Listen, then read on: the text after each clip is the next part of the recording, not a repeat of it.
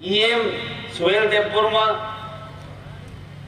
আমাদের নেতৃবৃন্দ, সবার নাম বলবো না কারণ সময়টা একটু কম, এবং আমার বক্তব্য আমি খুব সংক্ষিপ্ত রাখবো। অনেক বক্তব্য হয়ে গেছে। আপনাদেরকে প্রথমে ধন্যবাদ জানাই कि इतना गर्मी में आप लोग बैठे हैं भाषण सुनने के लिए, और इतना भाषण भी हो गया।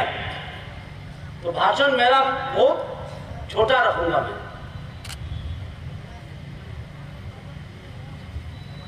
এটা হলো দীর্ঘদিন ধরে রামচন্দ্র ঘাট হলো দশরথ বাবুর এলাকা ছিল। আমরাও দীর্ঘদিন ধরে বিজেপি করি, 35 বছর হয়ে গেছে। চুলটা কালোর থেকে আজকে সাদা হয়ে গেছে। যখন আসতাম এখানে বিজেপি করার জন্য লুকিয়ে লুকিয়ে আসতে হতো, ভয়ে ভয়ে আসতে হতো সিপিএমের দাপটে। আজকে এই দিন নেই, আজকে তো এই দিন নেই, আজকে উন্নতির দিন, ভয়ের দিন নয়, উৎসবের দিন। আপনাদের এমএলএ দাঁড়িয়ে বলেছেন 1.5 বছর সময় থেকে কমে 300 কোটি টাকা ইনভেস্টমেন্ট হয়েছে কোথায়? রামচন্দ্র ঘাট মতো একটা কনস্টিটিউয়েন্সিতে। আমি অর্থমন্ত্রী ছিলাম 1.5 বছর আগে। আমি জানি ত্রিপুরার অর্থের অবস্থা কি। সেটা কিভাবে সম্ভব হলো? তারা ভারতবর্ষে একটি স্লোগান, মোদি है तो नमकीन है। আজকে মোদিজি আছে বলে আমরা পারলাম সেটা করতে। আর এবার 26 তারিখ কার ইলেকশন? মোদিজির ইলেকশন। এটা কোনো এমএলএ ইলেকশন নয়, শুধুমাত্র আপনি এখানে এমপি পাঠাবেন এটা নয়। বিজেপি প্রার্থীকে ভোট দেবেন, সেটা জমা হবে মোদিজির খাতায়। আর আমরা তো মোদিজিকে বেশি কিছু দিতে পারি না। हम तो छोटे स्टेट है, हमारे पास दो सीट है। त्रिपुरा के पास कितने सीट है? 2 सीट है। यूपी जैसा 80 सीट नहीं है। हमारे दायित्व मोदी के 2টা পদ্মফুল উপহার দেওয়া। একটা ইলেকশন তো হয়ে গেছে। আমাদের মান্দায়ের এমএলএ বলছিল সেখানে রেকর্ড হবে। আমরা চাই আমাদের সংরক্ষিত আসনে, যে আসনটা ত্রিপুরাসার নামে আছে সংরক্ষিত এসটি রিজার্ভ, সেখানেও যেমন একটা রেকর্ড তৈরি হয়। এবং আমি বলেছি আমার বক্তব্যের আগে, এটা দশরথ বাবুর সিট ছিল দীর্ঘদিন। আমি দশরথ বাবুকে সম্মান করি, উনি অনেক সংগ্রাম করেছেন ত্রিপুরা স্বাদের জন্য, এটা আমি অস্বীকার করি। কিন্তু পার্টিটা তো ঠিক ছিল না, জায়গাটা ঠিক ছিল না। কারণ 20 গাছে 20 ফলই ধরবে। আমার মনে আছে দশরথ বাবু মারা যাওয়ার কিছুদিন আগে শ্যামাচরণ ত্রিপুরা, নগেন্দ্র জমাতিয়া আর আমাকে ডেকেছিল। আমরা গিয়েছিলাম ওনার বাড়িতে। ওনার ছোট মেয়ে আমার পরিবারে বিয়ে হয়েছে। আমরা গেছিলাম ওনার বাড়িতে। উনি আমার হাত ধরে বললেন, দৃষ্টকর্তা অনেক কিছু করার আছে, আমি করতে পারলাম না, পার্টি করতে দিল না। এই কথা আমি অ্যাসেম্বলিতে বলেছি যখন মন্ত্রী ছিলাম। লজ্জা করার কিছু নেই সত্য বলতে। আমার অনেক কিছু করার ছিল, ইচ্ছা ছিল, ত্রিপ্রসাদের জন্য অনেক কিছু করার ইচ্ছা ছিল, কিন্তু পার্টি করতে দিল না। আমার মনে আছে ওনাকে মুখ্যমন্ত্রী করা হলো শেষ বয়সে, সঙ্গে আবার উপমুখ্যমন্ত্রী, হোম মিনিস্টার দিল আরেকজনকে, সমর চৌধুরীকে দিয়ে, সমর বাবুকে দিল হোম মিনিস্টার করে।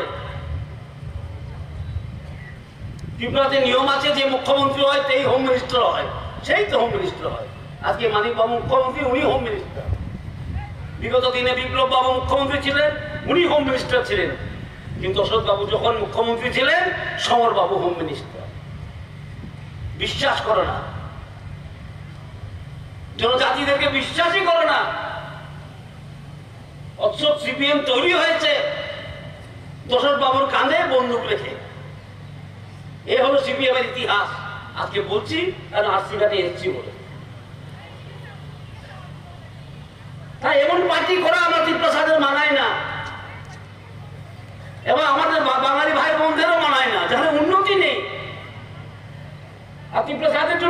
এনার্জি নেই, সম্মান নেই। আমার মনে আছে 2008 সনে মহারাজা বীরেন্দ্র মানিকের 100 বার্ষিকী, 100 বছর পূর্তি, একটা গভর্নমেন্ট প্রোগ্রাম হলো না, একটা গভর্নমেন্ট প্রোগ্রাম হলো না মহারাজার 100 বার্ষিকীতে। আমরা গিয়েছিলাম মানিক বাবুর কাছে, আমাদের মানিক বাবু না, সিপিএম এর মানিক বাবু, মানে সরকারের কাছে গিয়েছিলাম আমরা, গিয়ে বললাম আপনিও তো এমবিবি কলেজের ছাত্র, আমাদের মতন কিছু করেন? উনি বললেন না, রাজা রাজার জন্য আমরা কিছু করি না। তখন আমার মনে আছে শ্যামা বাবুকে, সমাজনন্দ বিপ্লবকে প্রেসিডেন্ট করে আমি একটা জেনারেল সেক্রেটারি আর নবেন্দ্র জমাতে একটা জেনারেল সেক্রেটারি হয়ে আমরা মহারাজার 100 বার্ষিকী পালন করলাম যতটুকু পারা যায়। আর আজকে মহারাজার 100 বার্ষিকী পালন হয় প্রত্যেক বুথে, বিজেপির প্রত্যেক বুথে আমরা করি। ছুটি ঘোষণা দেওয়া হয়েছে, মহারাজার নামে এরপর মহারাজার মূর্তি স্থাপন। অনেকজনে আমাকে বলে, আরে কি মূর্তির পার্টি, আপনার মূর্তি বানান আর কি করেন? আমি বলি মূর্তি বানাবোই, যেখানে সম্মান নাই সেখানে স্বীকৃতি নাই, যেখানে সম্মান নাই সেখানে উন্নতিও নাই, যেখানে সম্মান নাই সেখানে আত্মনির্ভরতা নাই, যেখানে সম্মান নাই সেখানে জীবনই নাই। সুতরাং সম্মান দিয়েছে ভারতীয় জনতা পার্টি। আমরা বলেছিলাম সবকা সাথ সবকা বিকাশ, আজকে মাথা উঁচু করে আমরা বলি সবকা সাথ সবকা বিকাশ।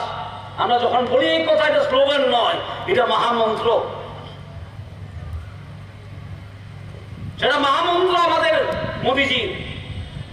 আজকে দুটি আঞ্চলিক পার্টি আমাদের সঙ্গে আছে, আমরা সবকে নিয়ে উন্নতি করতে চাই। আজকে রামচন্দ্র ঘাটে যদি 300 কোটি টাকা ব্যয় হয়ে থাকে, খরচ হয়ে থাকে, অ্যাসপিরেশন ব্লকে আরো বেশি হবে। 12টা অ্যাসপিরেশন ব্লক তৈরি করেছে বিজেপি সরকার, সঙ্গে আইপিএফটি ছিল তখন। প্রশান্ত বাবু অনেক কথা বলেছেন 125th অ্যামেন্ডমেন্ট, সেটা আমার বলা আবার দরকার নেই, বারবার একটা কথাই বলা, ঠিক না? কিন্তু মনে রাখবেন মোদিজি বলেছে সবকা সাথ সবকা বিকাশ। তাই আজকে দুটি আঞ্চলিক পার্টিকে নিয়ে আমরা কাজ করছি। আমরা চাই বিকাশ। বিকাশ ছাড়া আমাদের ভবিষ্যৎ প্রজন্মের ভবিষ্যৎ উজ্জ্বল হবে না। বিকাশ ছাড়া মানুষ বাঁচতে পারে না। আমরা কল্পনা করি এবং চিন্তা করি ভারতবর্ষ কি হবে আগামী 100 বছর পরে, আর সিপিএম কি চিন্তা করে? ওদের কি চিন্তা ভাবনা আছে? পোস্টার দেখি হিসাব দাও, হিসাব দাও। আরে আপনারা হিসাব দিন আগে। 35টা বছর কি করেছেন? 25 বছর একটা না, আর কি বলে নিবেন বাবুর 10 বছর, 25 বছর। আমাদেরকে বলা হয় সাম্প্রদায়িক, দাঙ্গা লাগিয়েছেন আপনারা 1980 সনে। কয়ের অবস্থা কি ছিল তখন? আমরা সবকে নিয়ে চলতে চাই, দাবি যাই হোক,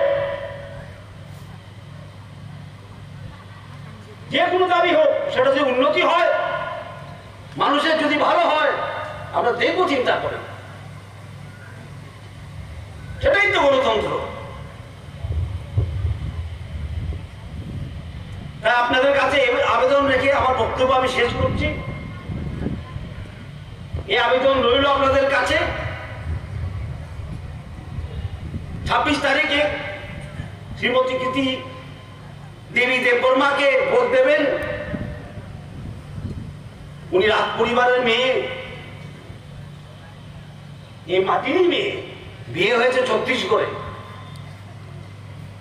উনি এই মাটিরই মেয়ে। আমি যেমন এই মাটির সন্তান, উনি যেমন এই মাটির সন্তান, উনি যেমন মাটির সন্তান, উনি মাটিরই মেয়ে। ভোট দেবেন, সে ভোটটা করবে কার কাছে? মোদিজির কাছে পড়বে। আবার তৈরি হবে ডাবল ইঞ্জিন সরকার, আবার দেখবেন স্পিডে উন্নতি হচ্ছে। আর বাকি তো সিপিএম কংগ্রেস তো ট্রেনই চলে না, ট্রেনিং তো চলে না, যত ধাক্কায় অতই দেখি ভেঙে পড়ে। অ্যাসেম্বলি ইলেকশনে দেখেছিলাম আয়া পড়ছি 3টে এমএলএ, জোট করে তো এমএলএ কমে, আমরা জোট করি তো এমএলএ বাড়ে, ওরা জোট করে তো এমএলএ কমে। কি কারণে? সদিচ্ছা নাই, সদিচ্ছা নাই, কোন ইস্যু নেই। আমি বিজেপিকে বোকা দিলে ভোট পাওয়া যায় না, সারা ভারতবর্ষের লোক বলছে। আজকে সারা ভারতবর্ষের একটি আলাপ, মোদীজি হারবে কি জিতবে এই আলাপ কেউ করে না।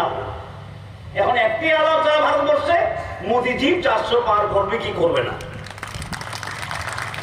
হার জিতের কোনো প্রশ্নই নেই, এটাকে বলে নেতৃত্ব। আর যার 2টো এমপি নেই, 3টে এমপি নেই সিপিএম এর, ওইটা এমপি আছে সিপিএম এর কেউ জানে না আজ অব্দি, আমি তো জানি না। এর মধ্যে যারা বসে আছেন ওরা জানে কি? আমি মনে হয় না। ওদের খবর কেউ রাখে না, ওদের খবর নিজেরাই রাখে না। আজকাল আপনাদের ভোট, পবিত্র ভোট নষ্ট করবেন না। अपना वोट आप लोग खराब मत करिए। ये ना जीतने वाला है ना देने वाला है, ये लोग जाने वाले हैं। अपना वोट खराब मत करना, वोट देना तो पद्म फुले ভোট দেওয়া দরকার। উন্নতি হবে রামচন্দ্র ঘাটের, উন্নতি হবে ত্রিপুরার, উন্নতি হবে ত্রিপুরা জাতি। বিশেষ করে বহুদিন ধরে বঞ্চিত, আমরা স্বীকার করি, আমরা স্বীকার করি। যেখানে দশরথ বাবু স্বীকার করে গেছেন ওনার মন্ত্রিত্ব থাকার সময়, আমরা কেন স্বীকার করবো না? পদ্ধতি বর্মা বললে তো হবে না, রাজেন্দ্র রিয়াং বললে হবে না, আর আমাদের জিতেন বাবু চিল্লাইলে তো উন্নতি হয় না, ঠিক না? উনি আবার হিসাব চাইছেন আমাদের থেকে, হিসাব দিন। বিশেষ করে আমার সম্বন্ধে বক্তব্য রাখেন অর্থমন্ত্রী, হিসাব দিন, বিগত দিনের অর্থমন্ত্রী, হিসাব দিন। আমি বলেছি আধার হিসাবটা আমি কি করে দেবো? বলে আধার হিসাবটা আমি কি করে দেবো? আধা তো আপনি খেয়েছেন, আপনি হিসাব দিন, আর বাকি হিসাবটা আমি দিয়ে দিই। তাই আপনাদের কাছে এই আবেদন রেখে আমি আপনাদের বিদায় নিচ্ছি। এবার 26 তারিখে পদ্ম ফুলে ভোট দেবেন, বিজেপি যুক্ত করবেন, এই বলে বন্দে মাতরম, ভারত মাতা কি জয়।